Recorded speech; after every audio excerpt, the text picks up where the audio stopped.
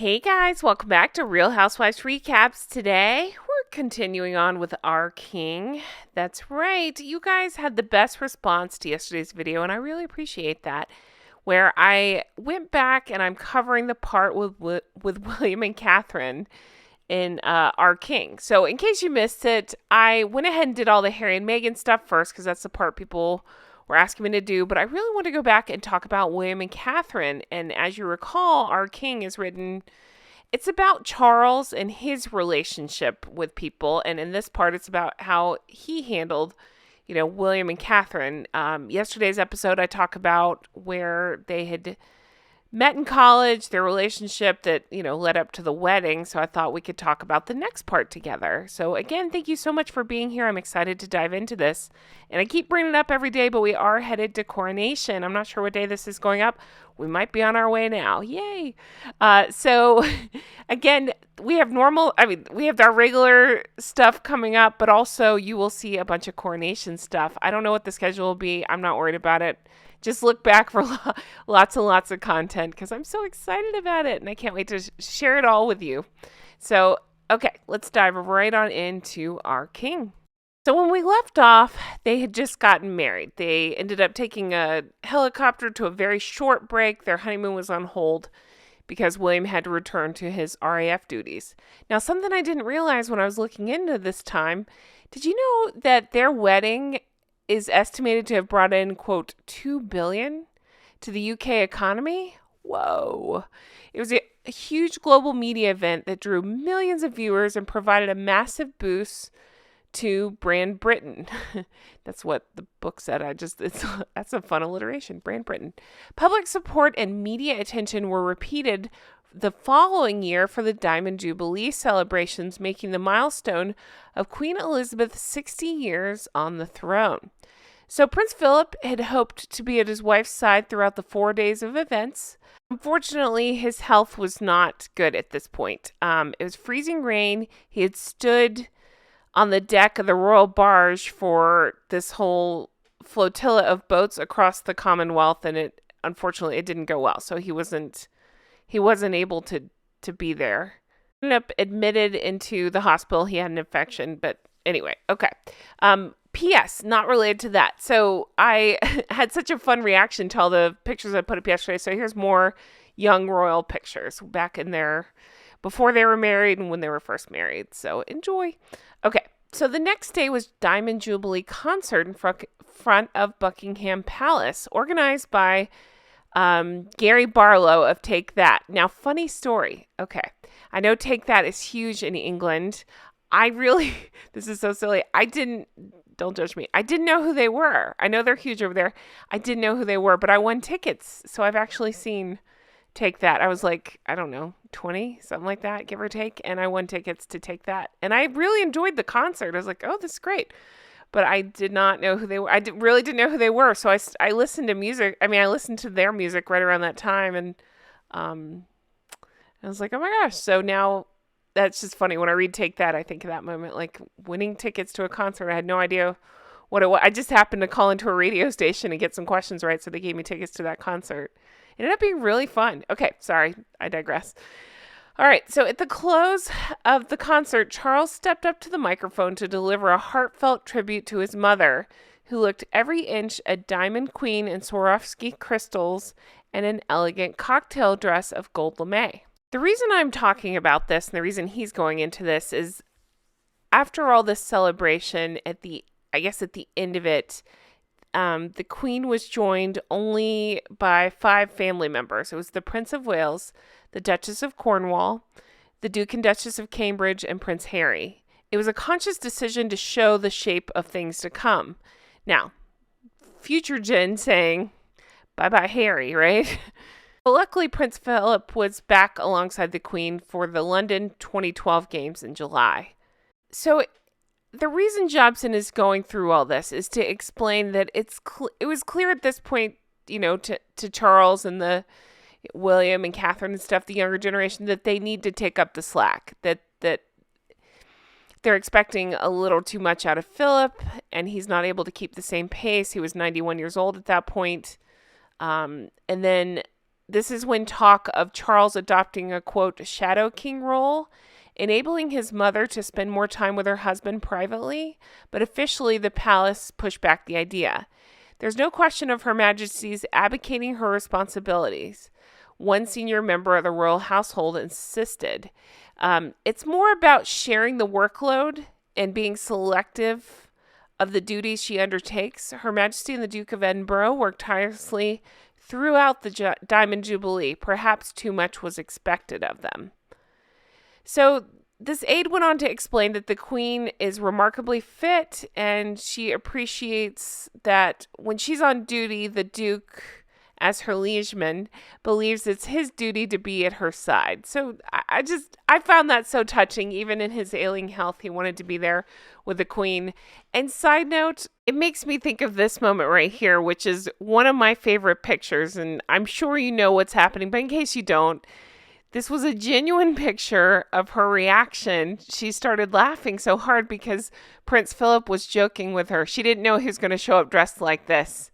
So he showed up in this outfit to be with her, and she was surprised, and the photographer happened to catch it. And I love it so much. I just love the Queen. So it was during this time around the London Olympics where they go into they call them the younger generation, talking about, of course, William, Catherine, and Harry. They had appeared in Team GB t-shirts to shout encouragements at the athletes. And Jobson says around this time, one of them, guess who, was becoming far more visible. So this was around the time the Herald had his PR slip. That's what Jobson calls it. I wouldn't call it a slip. PR nightmare in Las Vegas, when the pictures were published by The Sun that showed him standing naked in front of a nude woman ahead of him being deployed to Afghanistan. So we know the story. We went through it. In Spare, he tried to convince us that these women had tricked him into playing pool, and he had gotten naked because he didn't want to be rude. It's so stupid, right? He cannot take responsibility for anything. No, he got drunk in Las Vegas and played strip pool and lost and ended up naked. And then was surprised when the pictures came out, right? Jobson explains at this point they still had high hopes for Harry. He could have had a key role to play with the firm, as they called it, because apparently he had successful Jubilee visits to Jamaica and Brazil earlier that year. Okay, this was a fun detail to learn that I really, again, didn't know much about. So it was December 2012. It's actually the 3rd of December 2012. William and Catherine ended up announcing that they were expecting their first baby. So little Prince George. The news apparently caught the Queen and Prince of Wales by surprise. So here's what happened. William had really wanted to keep the pregnancy secret. He'd even kept their closest family members in the dark about it. They wanted to keep it. They didn't want to talk about it. But he ended up having to break the news to the Queen, to his father, and to Harry in hurried telephone calls only minutes before making the announcement to the world. And the reason he had to do this is because, as we know, unfortunately, Catherine suffers terrible morning sickness during her pregnancy. So she ended up having to go to the hospital because of horrible morning sickness. So he needed to get the news to them first because he knew that the news would break because she had to go to hospital. So Jobson says that Charles seemed to capture the mood perfectly when asked about the pregnancy as he was boarding the HMS Belfast in London. He told reporters that he was, quote, thrilled. It's marvelous. A very nice thought of grandfather at my old age, if I may say so. He says that that's splendid news and that he's glad that his daughter-in-law is getting better, thank goodness. The Archbishop of Canterbury, who married the couple, said, quote, the whole nation will want to join in celebrating this wonderful news. Wish the Duchess the best of health and happiness in the months ahead. So it was 27 hours after giving birth that we got to see little baby George.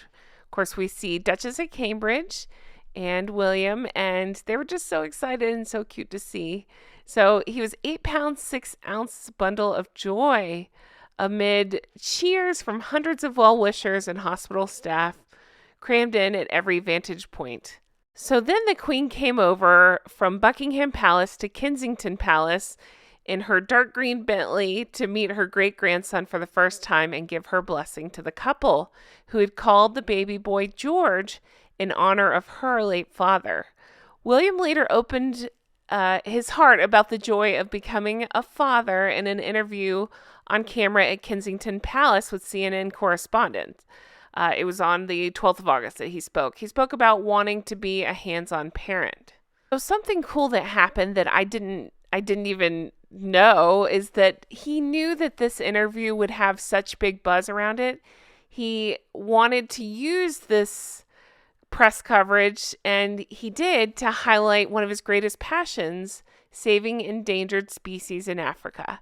So he spoke how he'd like his son to follow in his footsteps.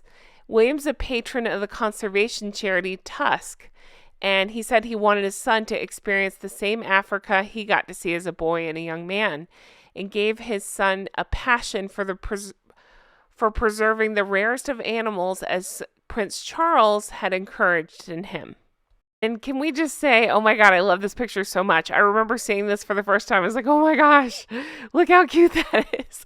I'm dying from the cuteness. Look at George, Prince George, his little face. Oh my goodness. And standing on the books. And I love that they're all color coordinated in blue. Ah, love this picture so much. Okay, back to the book. So then Jobson goes into George's christening ceremony. It was relatively low-key given his status. 3 months after his birth, once Her Majesty had returned from her annual summer at Balmoral, the third in line to the throne was baptized at Chapel Royal in St. James's Palace by Archbishop of Canterbury, Justin Welby. Now, side note, this is the same one that Dum-Dum Meghan says married them 3 days before, where Harry just looked on like a goof, and then it was later proven, no, didn't happen. I believe he spoke up saying, no, it didn't happen. Anyway, okay. So the intimate service on 23rd of October had a congregation of just 22. The small size of the chapel meant that numbers on the guest list had to be kept to a minimum. It was a stark contrast with William's own christening at Buckingham Palace in 1982. Then a large crowd had gathered outside the palace, and the Queen Mother had appeared on the balcony before the ceremony. For George, it was a closed event. There was a photographer there. His name was Jason Bell, and he was selected to take the historic photographs at Clarence House, including one of the 3 direct heirs, Prince Charles, William, and George. The first time that such a picture had been taken since 1899, when an 80-year-old Queen Victoria posed with her direct successors, Edward VII, George V, and Edward VIII. This time, the Queen, then 87, was pictured with her son, the Prince of Wales, 64, her grandson, Duke of Cambridge, 31, and 3-month-old great-grandson, Prince George. So these changes were all happening around the same time. You know, the baby, it was around 2013 that the Queen made a subtle move to step back a little bit. And it was having an effect on William. It sounds like he was still a search and rescue RAF pilot, and for the first half of that year. And he needed to rethink ideas in terms of how being a full-time royal would play out versus, long-term military career. So then Prince Philip, unfortunately, was taken ill and hospitalized again a few weeks later. He was advised by his medical team to spend 6 days in Aberdeen Royal Infirmary while on his annual Balmoral holiday. The Queen took that opportunity to discuss how to handle this important reshaping of the monarchy with Charles. The transition was imperceptibly gradual and tightly managed. The British, like their royal family, even if they come across as a little dull, to appear calm, always composed and in control. The Queen backed it up with real action. So around this time, the palace ended up revealing that the Queen was poised to quit long-haul overseas travel. So that way she could pace herself for future role as a monarch. Her last long-haul flight, as it turned out, was to Perth, Australia in 2011 for the Commonwealth Summit. Her last state visits were to France in 2014. her 5th time, which coincided with the 70th anniversary of the D-Day landings on 6th of June, when the Queen participated in official commemorations in Normandy before traveling on to Paris at the invitation of the French President, Francois, I don't know how to say that. Is it Hollande? I hope I'm saying that right. And to Germany the following year, again for the 5th time, at the invitation of the President of the Federal Republic of Germany. Is it? Oh, God, I cannot say these names. She visited Berlin, Frankfurt, and Celle. I hope I'm saying that right, too. Queen Elizabeth ended up surpassing her great-great-grandmother, Queen Victoria's record as the longest reigning monarch on the 9th of September 2015. When the moment to mark that record came, she did so with her customary humility.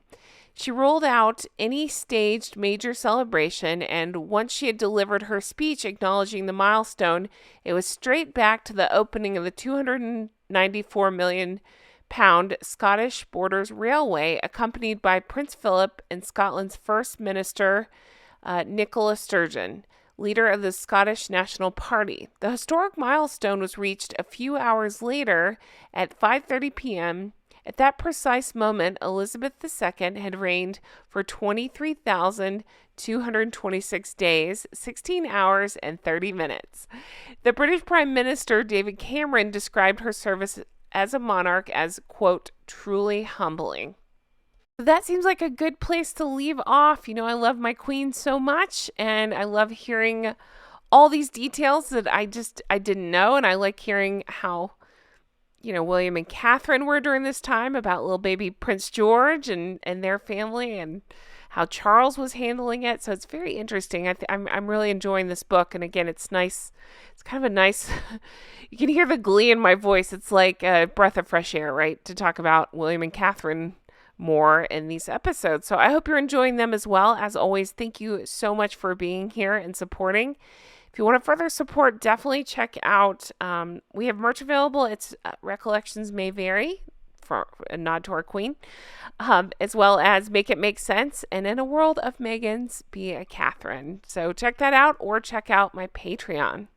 Patreon.com/Real Housewives Recaps. That's where you can become an executive producer and get your shout out. Speaking of which, I'm going to shout out my executive producers now. So huge thank you to Linda. Thank you, Melissa. Thank you to Paige. Huge thank you to Teresa. Thank you, Mary. Thank you, Amy. Thank you, Mr. K. Thank you, Kay. Thank you, Shauna. Thank you, Brenda. Thank you, Aaron and Frank. Thank you, Kristen. Thank you, Ann M. Thank you, Amanda. Thank you, Ann H. Thank you, Karen. Thank you, Corey. Thank you, Glynis. Thank you, Karen. Thank you to Dewey. Thank you, Patty. Thank you, Adair Becker. Thank you to Erica. Thank you, Amber. Thank you, Annette. Thank you, Barb G. Thank you to Diana. Thank you, Allison B. Thank you, Jean. Thank you, Lori. Thank you to Pauline. Thank you to KT. Thank you, Jolene.